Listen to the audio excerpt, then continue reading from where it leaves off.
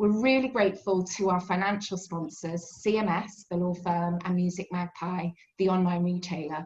With them, we've raised £1,000 towards that PPE. And what we really wanted to ask today was if everyone on this call were able to give £5, we would meet that £1,500 target, which is the current bill for the PPE. We're sure it will expand. So please do, if you can, please do give £5 that perhaps would have been the price of this ticket to the Pankhurst through the link. And while I'm here, I'd like to thank Alliance Manchester Business School and Abby Hopkirk for providing all the tech support for this series. So thanks too. Before we go into this talk, just to promote the next talk, so our next interviewee is going to be Helen Lewis, the author of Difficult Women. Please buy this book for the men and the women in your life. It's brilliantly readable, and as Ailsa Holland told us on the last call with On This Day She, it's great at anger making. She's going to be interviewed by Manchester's very own Dr. Marilyn Comrie, who's the principal founder of the Black Unit Representation Network. Do check out Burn CIC. So coming to today, keep introducing yourself in the chat. Please do use that box because it's great to hear from people. And if you've got a question for Jenny at any point during the chat, just put a big Q, capital Q, and then your question. That will just make it easy for us to find it. Our hashtag for social media is hashtag QueenBeeRadicalTalks. And as I say, we're across all social media platforms at QBC Pankhurst, and we're really grateful for you to spread the word and amplify that message so we can reach more of those brilliant clients. We're going to be running some Assenty polls today, thanks to everyone who's completed those ahead of the talk. And it's now my privilege to introduce Chi-chi Ekweozor. And she's our interviewer today. She's the former social media marketeer turned software engineer. And she's the CEO of Assenty. And Assenty is a social question board service. Now, that's what I know as a poll. So we're going to be, we've been using that, we're going to be using that. And I'm really just delighted now to be able to hand over to Chi-chi with gratitude for today's Queen Bee Radical Talk. That's amazing. Thank you so much, Sarah. Very, very impressive introduction there. One of the best I've ever had. So thank you. I'm thrilled to be part of this. And I personally have a lot out of reading Leading for Organisational Change, just that Jenni Emery authored after being part of an ambitious law firm merger. So it's the largest of its kind in the UK. I believe it probably still is. And I did this because I wanted to understand how organizations create so much passion and clarity of purpose that people working for them identify with this and then become consistent transmitters of this passion. So we've all heard of brands, and organizations that elicit a lot of ardent following from employees and from fans, the Co-op Group, the BBC, tech giants like Apple and Google. But I found Jenni's account of leading global organizations through a period of profound change very prescient, and I'm delighted to introduce her to share about her motivations for the book, why she wrote it, her thoughts on all that we can do to apply all that knowledge now to the corporate world post-COVID, and particularly how she coped with lockdown. So delighted to introduce Jenni Emery, and I'm going to ask a couple of questions. My first one is, what is the best piece of advice you've been given during your career? Well, that's a brilliant question. So, and thank you, first of all, Sarah and Chi-chi and everyone on the team. It's really exciting to be here and a really sort of different chance to engage with a group of people. So thank you very much for having me. What is the best piece of advice I've ever been given in my career? I'm going to go for something quite specific, actually, that somebody advised me when I was still quite junior and in my first kind of junior management role, which was to be, and this kind of works at a literal level, but also a bit more kind of metaphorically, to be very careful about where you sit at the table in a room. So there are, if you imagine coming into a very typical meeting room, which I bet we all kind of yearn for a little bit now when we're all sitting at home, to a long board table, the easiest chair to sit at sometimes is the kind of the last chair on the long side of the table. It's kind of unobtrusive, you can just slip in and sit down. And that is the hardest chair to exert influence from, because it's really hard to see everyone. You have to kind of lean in or lean out and you can't be seen. And it's really hard to interject. And if you're someone who finds it difficult sometimes to get into a conversation, it's doubly hard if you're there. So I'm quite careful now when I come into a meeting, depending on what role I want to perform. That's a great chair for listening from, but if I want to speak and influence, to try and be a little bit closer to the center of the table. And it's funny because I think about that at least once a week, and it must have been at least 15 years since someone told me that. Brilliant. I'm going to remember that. Can you tell us a little bit about the story behind the book and why you decided to write it? Sure. I suppose there were a couple of ways of answering that. The first is, and I think it's important just to be clear about this, I love writing. So in one way or another, writing has always been part of my life. You know, I used to write poems as a kid. I still write poems and stories. And my brother and sister both ended up with careers in writing and I didn't. And I'd always been a bit like, oh. So I kind of knew that I wanted to write something. But more specifically, I was, as you mentioned, part of the team leading a merger, a three-way merger of firms. And I'm the kind of person who likes to read first and to think that way, you know, to spend, you know, hundreds of pounds on Amazon before doing anything practical at all. And I found that there wasn't a book that I wanted to read. There were, or rather I had to read hundreds. So there were lots of very dry books about mergers and managing your balance sheet and your assets. And then I was right off into the kind of self-help canon, reading Brené Brown and others, and then trying to bring all of that together. And that frustrated me. And by the end of the merger, I felt like I had a kind of organizing philosophy, or at least plenty of thoughts about how I felt that what it took to do this well. And so I wanted to write the book that I wish I could have read, I guess. Good one. I love how the book is unapologetically female. You know, there's like the devil wears Prada references in it, and as women, we have a lot to bring to the table. We do bring quite a lot to the table at the organisations that we work at. I wanted to ask, basically, how important has this been for you that this book was written from a female perspective? I think it became increasingly important as I wrote it. So right at the outset, when I got the deal to write the book, my editor at Wiley said that one of the reasons she had kind of even read my proposal was that she runs the business book list, and it was predominantly men, and there were very comparatively few writers, you know, female writers writing about business. But I didn't want to write a female book. You know, those books you get that are like, you know, the secrets of, you know, like a successful career in law, and it's got like a stiletto on the front or a lips. I really didn't want to write that kind of book. But the more I wrote and found my voice, a couple of things. Firstly, just the kind of the metaphors or the anecdotes or the frames of reference that I had, unsurprisingly, are female, right? So there's stories in there about taking my children to the dentist, right, rather than anecdotes about golf, because I just had a different frame. So that and writing authentically was important to me. But also, maybe we can talk a little bit more about this later. I found it, the early draft, I found it really hard to assert my opinion. Right, so I ended up reading a bit like a first-year university essay. So I would say, okay, Smith thinks this and Bloggs thinks that, and on balance, I think Bloggs is right, rather than being willing to say what I thought. And then when I looked at all the business books I had surrounded myself with on my desk, generalizing horribly, lots of books written by women are a bit like that. So lots of quoting other people, right? And some of the books written by men, you could be like 45 pages in before there was even a footnote. And I would be like, are they just asserting their opinion? And how does that work? So it was, I found that really interesting as I wrote the book, about how I grew in confidence in having a voice and saying what I believed. So that angle of it being a female book was also important to me, that to have a point of view as a woman in business became increasingly important. Yeah, and it leads on very nicely to my next question. So the book is very much more about the merging of these three law firms, although there's some excellent lessons to be learned if that's your field. It's also a very human story to be learned for people from all sectors. That's why I purchased the book, because I thought there's quite a lot for me to learn here. Did you deliberately set out to do this? Because bearing in mind what you just shared about the anecdotes of, you know, wanting to assert rather than, wanting to discuss rather than assert initially when you started writing it, did you expect that this book would end up being a very human story? Or did you set out to do that?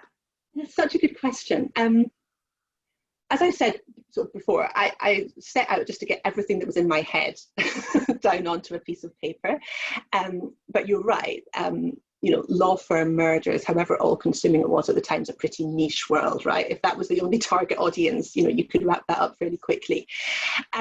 No, I knew that what I was really talking about was helping human beings to navigate their way through change. And that's become a topic that I am clearly, we can talk about that in a second, increasingly interested in at the moment. So I wanted to take that angle. So by the time the book was finished, I very much hoped that it would appeal to that much wider audience and be about how you humanize business, basically. Indeed, indeed. I like the sections in the book I've read so far that talk about connectedness, about belonging. So can you tell us more about this? You do talk on that theme a lot, the importance of being connected, particularly obviously in the uncertain world that we live in at the moment. How do we start to get that connectedness, even though we're very much apart at the moment? Yeah, I could not care more about this topic. There's a stat in the book, and I haven't got my own book in front of me, so I can't quote it. But there's some stat that, you know, more than anything else, you know, so age, health, obesity, anything, the biggest predictor for our longevity, right? This is not some woolly well-being metric. It's saying the biggest predictor for longevity is how connected and in community we are with one another, right? So this matters so much. And yeah, obviously we've been thinking about this. I've been thinking about this in my organisation now a lot in the current period. So in the book, I sort of talk about it through three lenses. So one is about how you create an environment where people feel like they belong. The second one is how you build relationships so that you're actually in relationship with people. And the third one is that sense of tribe, right, or identity, and what am I part of? And all three of those are different in a virtual world, especially the environment one. You know that feeling like when you go into an office that you've worked at for a long time and the coffee smell is there and just the feel of everything's so familiar, and you think, yeah, and even my walk to my commute or whatever, it all feels like home. And we haven't got that now. So thinking about how you sort of create environment, I think, is important. That sense of tribe, we've been working really hard on at Arup, where I am now. So doing things that are slightly counterintuitive. For example, we deliberately launched our new strategy for the organisation right in the middle of this. It was ready anyway, but to give people something to unite around and feel part of.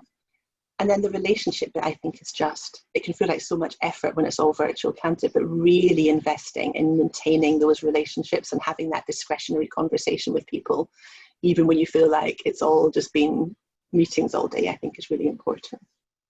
Yeah, no, and this relates to something you talked about a little bit before, about, you know, effectively having some sort of imposter syndrome before writing the book. And it was great to read that in the book and to hear you share that now. But you just talked about how we need to work a lot harder to make connections in this virtual age. And people are reporting to actually feel less confident in Zoom meetings. The opinion can vary. Some people feel they can be themselves on Zoom as long as they've allowed the time for that. Others feel less confident. Have you heard anyone discussing this? What's your feeling on how we're, you know, getting used to embracing ourselves in the virtual age and bringing that to work? I think that's so interesting. I really hope someone runs a study of some kind on this to draw some conclusions out of it, because I've seen and heard people talk about both.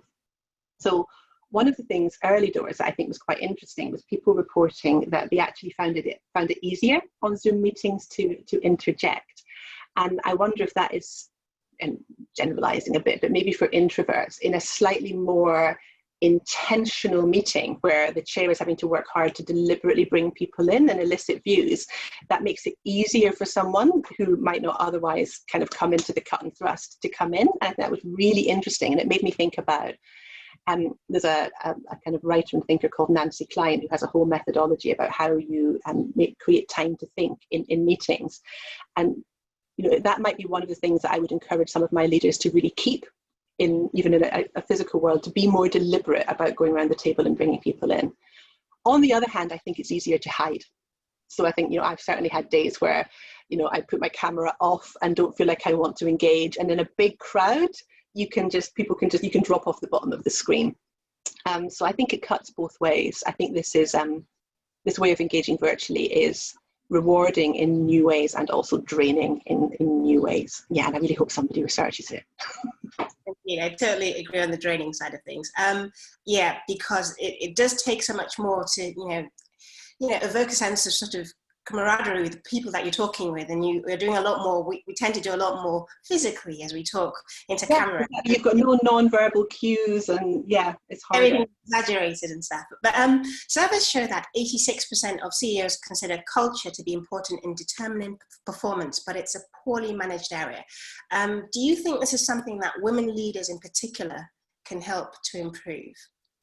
Ooh, that's a good question.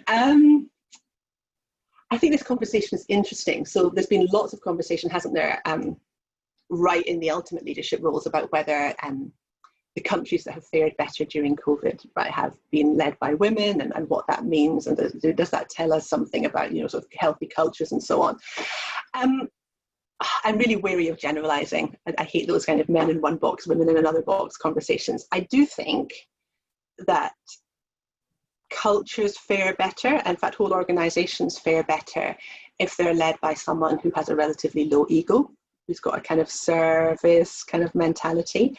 I think we fare better in complex times if we're willing to consult quite widely and engage expert opinion and different perspectives and insights. I think we need to build consensus to have a healthy culture. And we need to engage really holistically and be willing to go beyond talking very intellectually and to talk about our mind and body and spirit. And I think we fare very poorly if we are led by our egos and by bluster and machismo. And you might say that on that spectrum, women tend more towards one end and men towards the other. But yeah, I think there's some interesting shifts in what good leadership of healthy cultures looks like.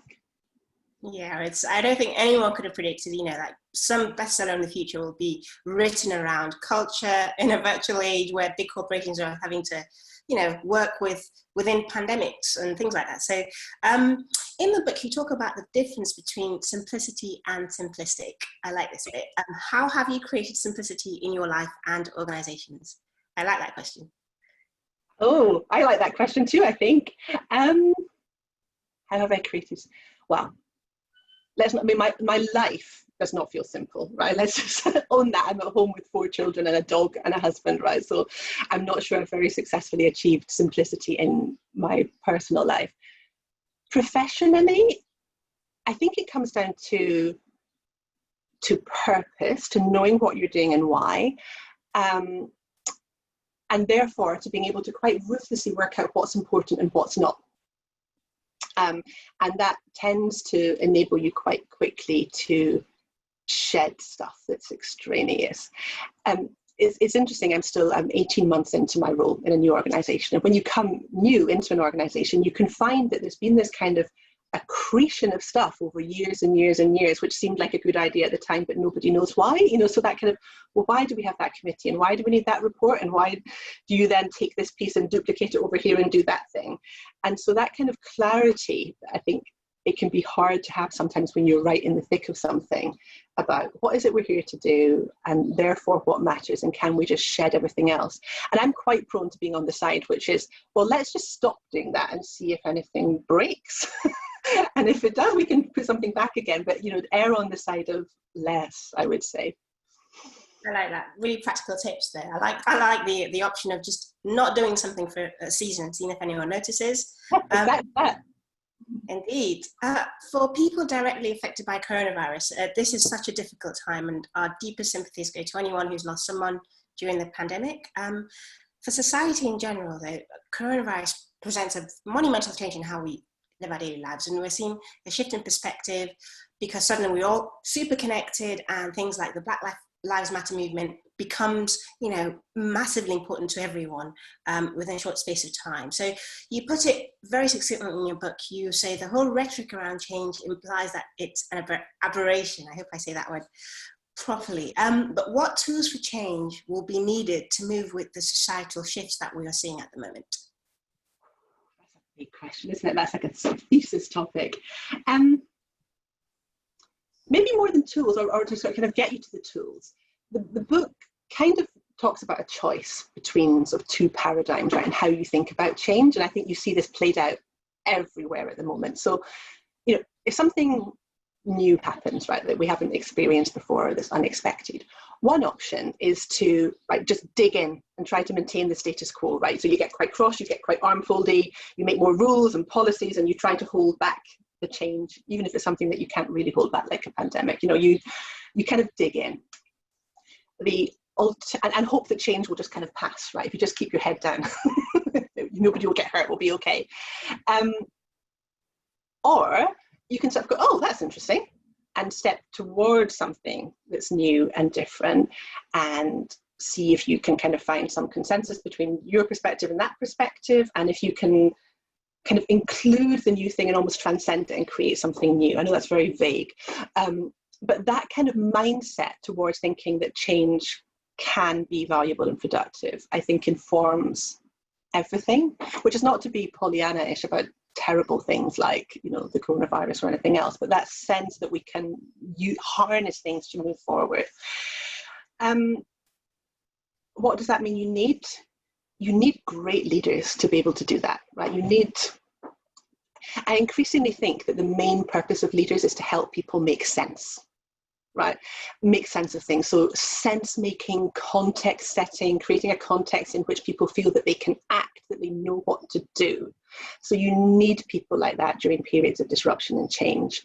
You need a purpose and a vision and something to move towards. And a bit more practically, and the book bangs on about this endlessly, you need stories, right? You need not to be trying to get people to do anything with just bare facts. You need to kind of work at a deeper level with people and help people to understand what their part of something is, and storytelling is a huge part of that.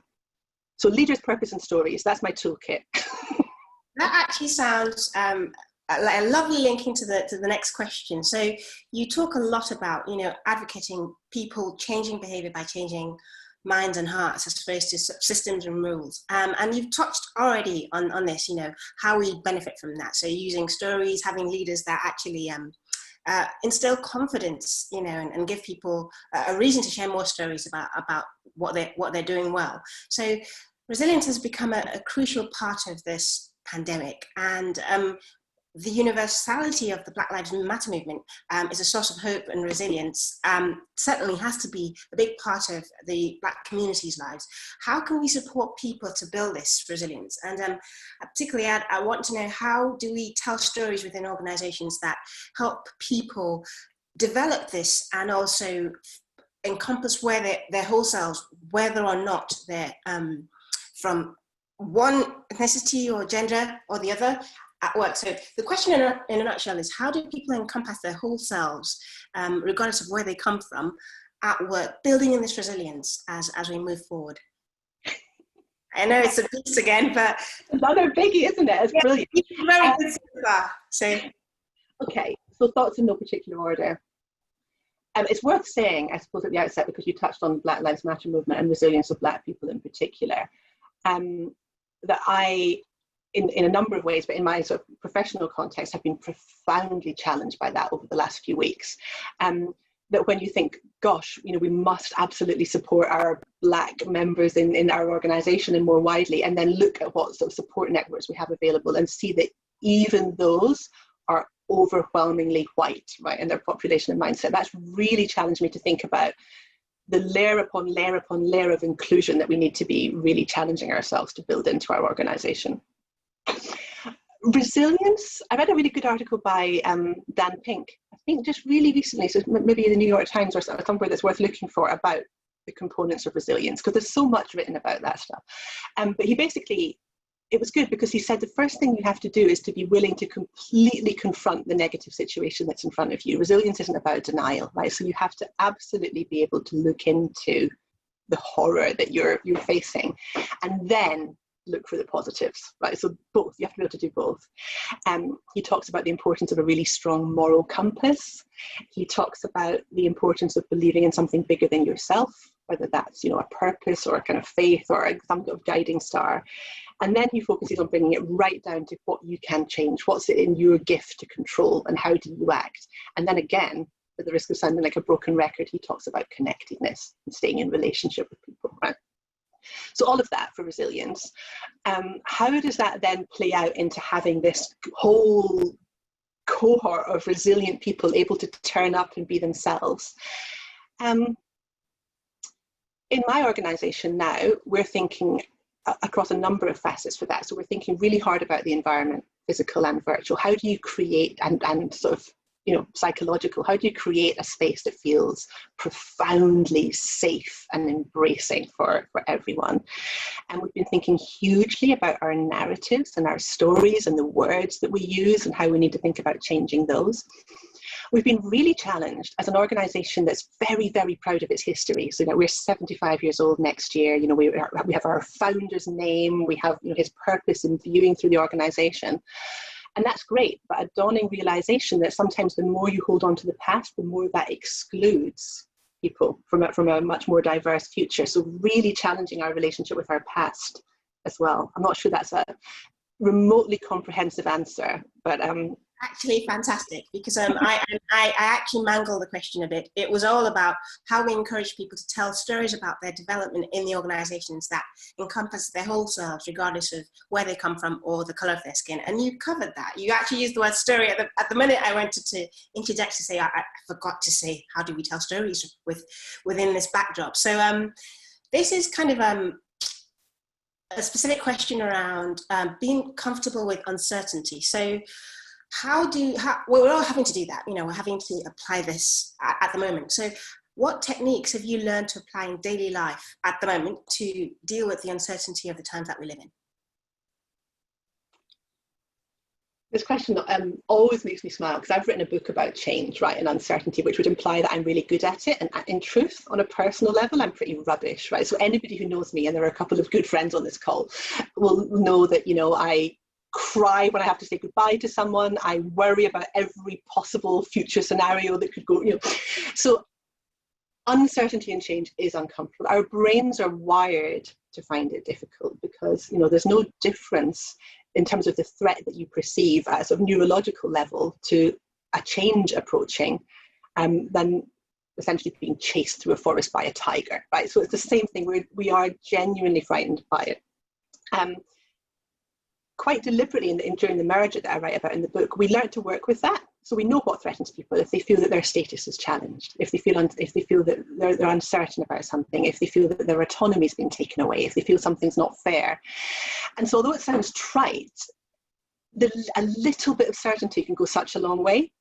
So saying we don't know yet when this will happen, but we'll know on Tuesday when we can tell you when it will happen, right? Just that sort of really helping people to just get that fear kind of down helps.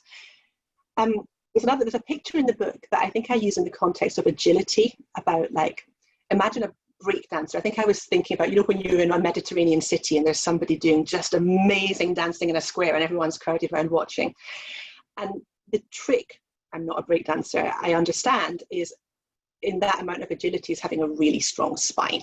Right? You can do anything. You can wave your bits around all over the place if you are really, really strong at your core and your spine.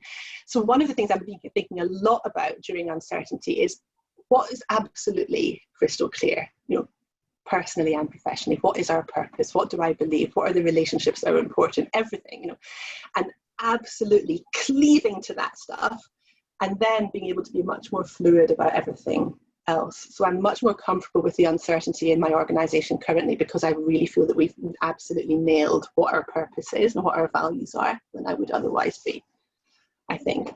That's a great answer. I mean, I've thought this reading the book a few times, like, it would be awful to wish on someone a three-way law firm merger at this stage. So you've kind of done things the right way.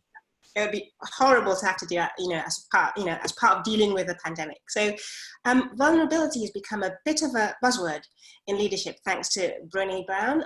What does that word mean to you, and what has your experience taught you about leaders who dare to be vulnerable?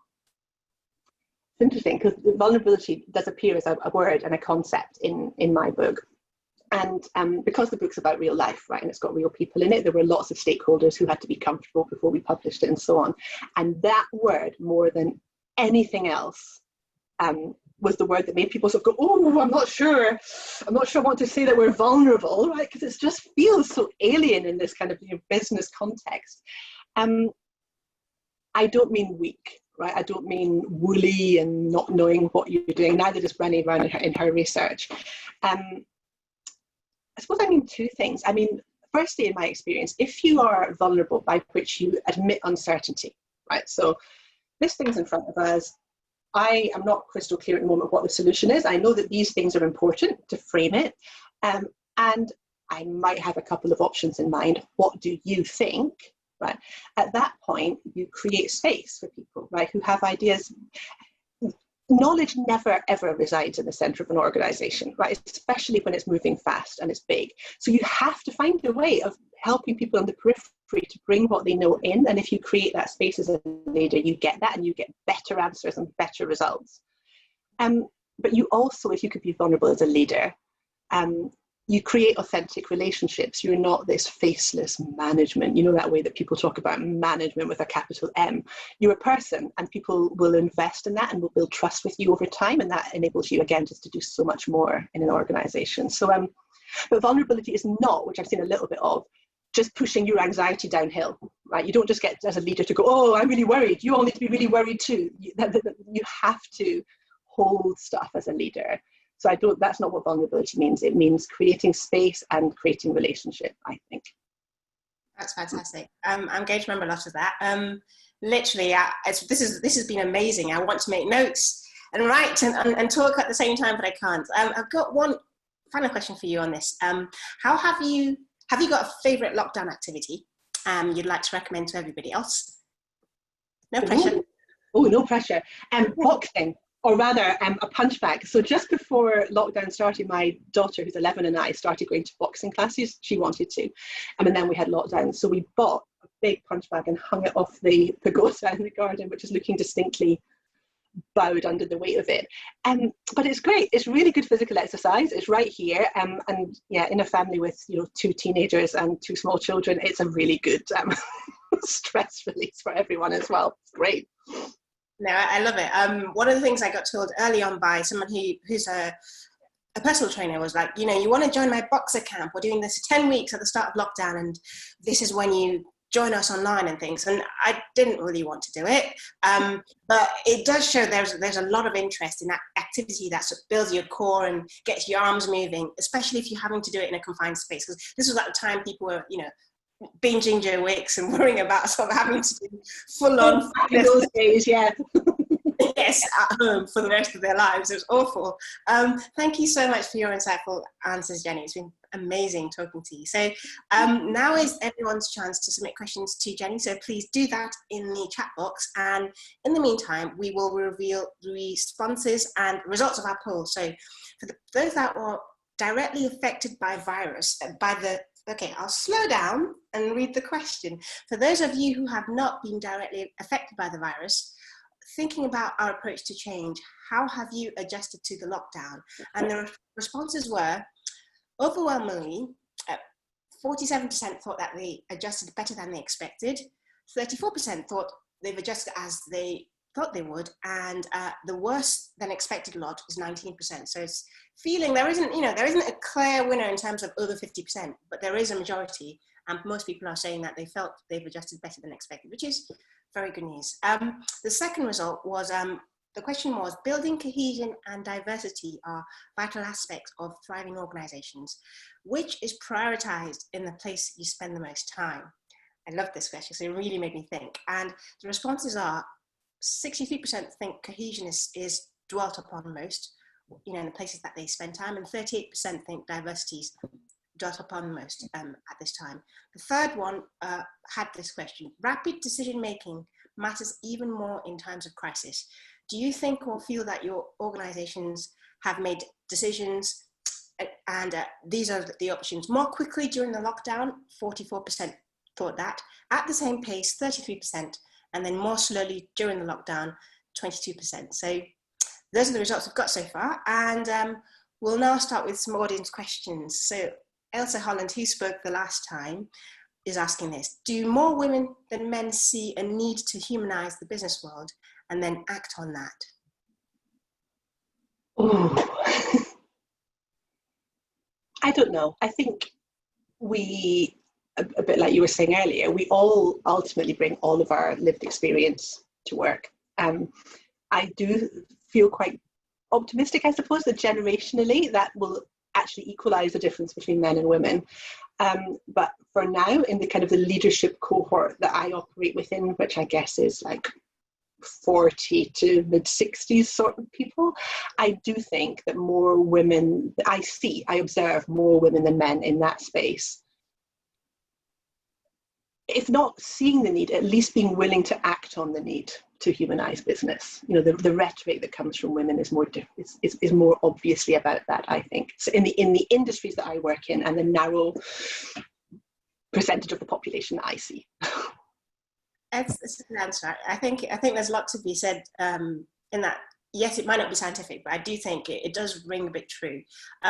This question by Jess Retty: how would you translate which seat at the table advice to a virtual world?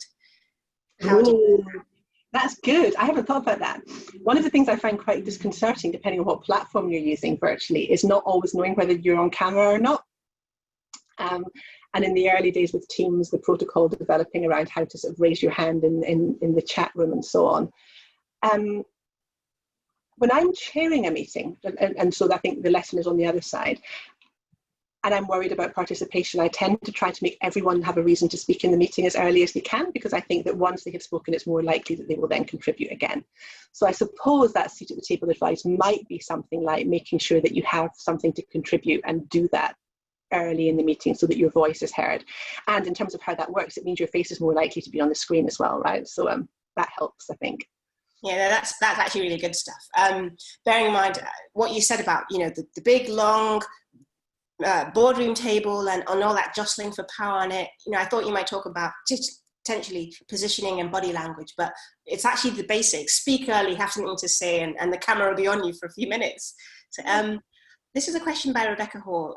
Present pandemic aside, I work for an organisation where the senior leadership isn't open to change, even though it's needed and desired by many employees of the firm.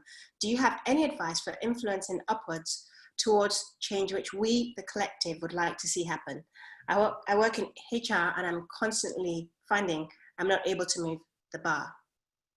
Oh, that feels rubbish. I'm sorry. It's really hard to know without knowing more about your organisation, but I tend to go a bit guerrilla, you know, with change, finding little, there's even in a change resistant organisation, there's a couple of people who are up for it, right? And you can try something and get a bit of momentum around it. And then quite often if somebody sees something working really well, they'll be like, oh, I quite like that. Could I have one of those? And you can just gradually create a bit of a head of steam. I've got no idea if that will work in the particular context that we're talking about, but I find sometimes, and even in my own organisation, which is very receptive to change, I quite often actively consider whether this is something that I want to take up a formal route and do, or whether it's something that I want to kind of try and set some little fires around and then bring formal a little bit later. And I think it's worth experimenting with both. I like that. Set fires first. Perhaps you draw enough attention to it. This is a question from Claire Altman. Are there innate differences between men and women such that it's harder for women to bring their whole self to work and yet at the same time be sufficiently manipulative and aggressive to succeed in what is still predominantly a male world? This is a brilliant question.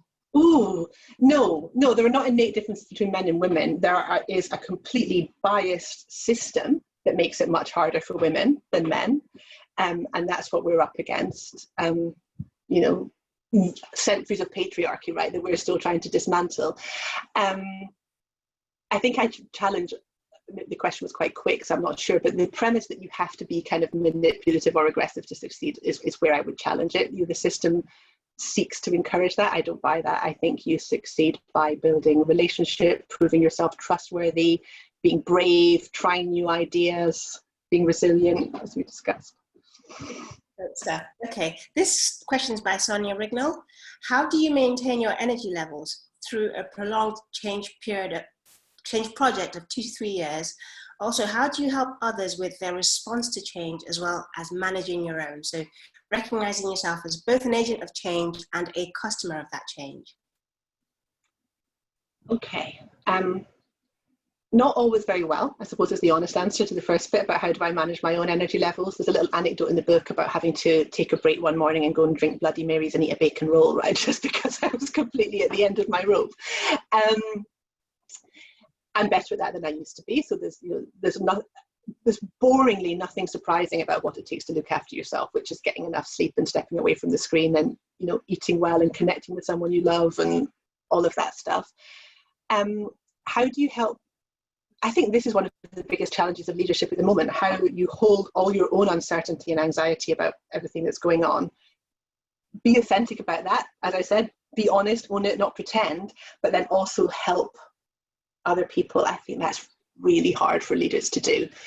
And I think it comes back to the stuff we've discussed. You just need to center people around purpose. You need to help them to make sense. You need to kind of try to, for yourself and those people, create the next best thing. What is the next step that we can actively take, putting the agency and control back to people so that they feel that they can move forward, I think.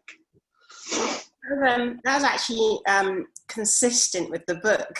So it's been really enjoyable listening to you because you're literally speaking out and humanizing things you've written about.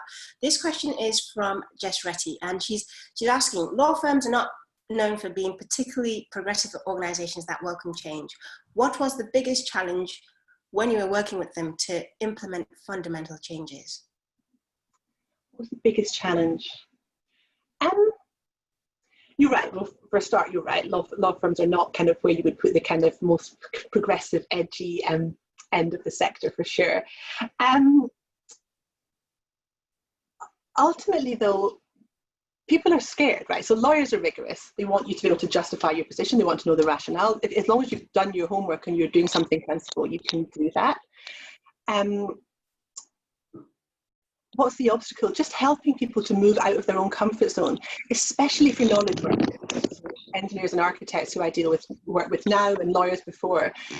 So much of people's identity is tied up with being good at stuff and knowing what they're doing. So thinking about how you can give people some confidence to move forward, for me, was the biggest challenge. To understand that it wasn't always a lack of will, it's just that people didn't know how to do things and helping them to move. That's brilliant. And I'm handing over to Sarah at this point. One thing I enjoyed in the book on the section on confidence is giving people reasons to share stories about the new situation that they're in as soon as possible. That helps, you know, move everyone forward as well in terms of adopting change. So it's been amazing talking to you, Jenny. I'm handing back over to Sarah. Thank you so much. It's been great. Thank you. Oh, wow. Thank you both just so very, very much. The chat box was great. There was a lot going on. I guess just to echo this idea, we do want to be part of your tribe. Join our hive. This is a group of women who, you know, together we support each other, together we lift each other up, we hold each other up, we amplify each other. If you are one of those women who, you know, is leading something, is making stuff happen in Manchester, do apply to get your coach, your free coaching for a 6-month period, but also to join Qui-Bee coaching in any aspect if you go to our site, if you want more of these sorts of insights and supports. Thank you, Jen. Thanks, Chi-chi. I would like to thank again Alliance Manchester Business School and to CMS, the law firm.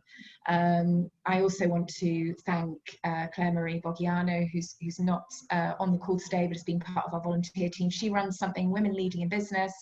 The next one's the 8th of July at 9:30. And then the brilliant production team, Becky Gray, Amelia Gunn, and Abby Hopkirk. If you can give £5 to the Pankhurst, if everybody on this call gave £5 to the Pankhurst, we would meet that £1,500 PP target. If you can afford it, would be super, super grateful on that.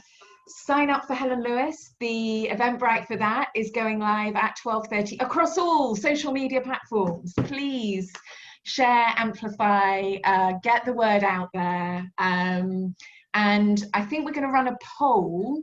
I think that's right, Chi-chi. Sorry, get the wording right, a social question board thing, a poll through Assenty. You can give us some feedback on this today. So what worked for you? What might we do differently? You know, this is a series. We're going to end this first series probably with Helen. We're in conversations with some other authors, but we'll see. But we're already planning a new series for the autumn, which is so exciting. We can't wait to tell you about that. So if we can get some feedback from you so we can keep improving, that'd be great. Go forward with your ideas and inspiration today. Help make this world a better place. And yeah, I think the poll might be coming up in the chat now. Oh, there we go. Thanks, Abby. Right, so the poll's there. If you open it up, the other thing is there've been lots and lots of links and various other things in the chat. If you save the chat, so if you open chat and go down, you'll see at the bottom where it says to everyone, there's 3 little dots to the right hand side, and you can hit save chat, and that will then save all the links that are in there. The one thing that I haven't mentioned that I should have done is, as part of Queen Bee, we are specifically focusing on a Salford hub. We've got a brilliant group there. We're in all 10 boroughs, but there's a real initiative for Salford. So if you're a coach in Salford, who knew you can save chat, Sharon? There you go. If you're a coach in Salford or a potential client in Salford, there's a couple of evenings coming up, recruitment things. So do focus on that. But hopefully what you've taken away is there is a tribe there. We are a hive. Join us. Thanks again to Alliance, to CMS, to Chi-chi and Jenny.